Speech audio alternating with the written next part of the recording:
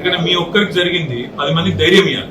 అంటే ఇప్పుడు మీకు జరిగింది ఇంకోళ్ళకి జరగదు మన వాళ్ళకంటే, సరే జరిగింది దురదృష్టం, కానీ మిగతా వాళ్ళకి జరగదంటే మరి మీకు న్యాయం జరగాలి. 2 గంటలు సార్